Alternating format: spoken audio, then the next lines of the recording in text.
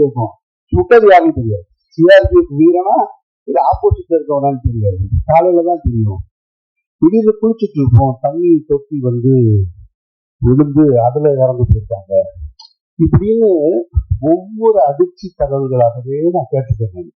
திரைப்படங்களுக்கு போவாங்க வீரர்கள், சிஆர்பிஎஃப் வீரர்கள் திரைப்படங்களுக்கு போகும்போது அப்படி யாராவது ஒரு 4 பேர் படம் பார்க்கணும்னா தியேட்டர்கள்ல ரொம்ப குறைவாக தானே இருக்கும். அந்த மலையில 4 பேர் உள்ள இருந்தா ஒரு ஆள் தியேட்டருக்கு வெளியே பாதுகாப்புன்னு நாங்கள் நினைப்போம். நண்பர்கள் வீரர்கள் 4 பேர் உள்ள இருந்தா வெளியே ஒரு ஆள் பாதுகாப்புக்கு நின்றுட்டு அவங்க வந்ததுக்கு அப்புறம் அடுத்து இவர் வேற ஒரு டீமோட போகும்போது இன்னொருத்தர் பாதுகாப்புக்கு இருப்பாங்க. ஏன்னா இந்த சிஆர்பிஎஃப் வீரர்கள் எப்பொழுதுமே குறி வைக்கப்பட்டுக்கிட்டே இருப்பாங்க போராளி குழுக்கிறதுனால அப்படின்ற இந்த தகவல்களை எல்லாம் கேட்கும்போது இவ்வளவு கஷ்டப்பட்டு இருக்கேடா அப்படின்றத எனக்கு தோணுச்சு.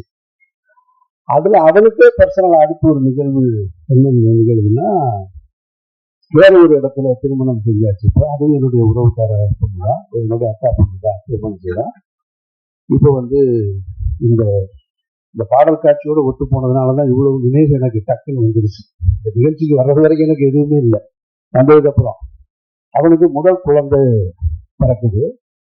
ஆனா முதல் குழந்தை இறந்து பிறந்த உடனே இங்க இறந்துருது மதுரையில். இப்போ போல இந்த பாடல் காட்சியை காட்டுறது போல வீடியோ கால் இல்லை, செல்போன் கிடையாது, பார்க்கறதுக்கெல்லாம் அப்போ வாய்ப்பு இல்லை. 92, 93 காலகட்டத்திலாம் எதுவுமே இல்லை இல்லையா.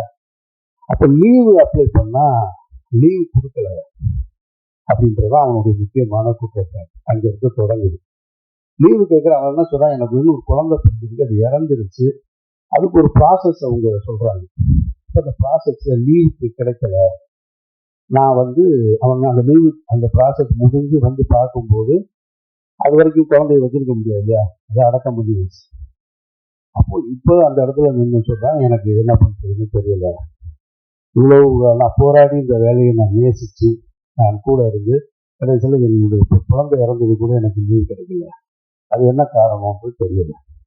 அதில் தாமதமானது அதற்கு பின்னாடி அவன் சிஆர்பிஎஃப் வேலை வேணான்றது அது ஒரு ப்ராசஸ் இருக்குன்னு நினைக்கிறேன் நான்.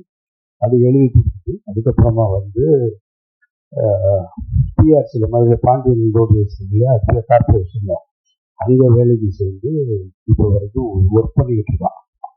அப்போ இந்த பாடல் காட்சியை பார்த்த உடனே எனக்கு நினைவுக்கு வந்தது இந்த கதைகள் எல்லாம் கிட்டத்தட்ட 30 வருஷத்துக்கு முன்னாடி நடந்த கதைகள்.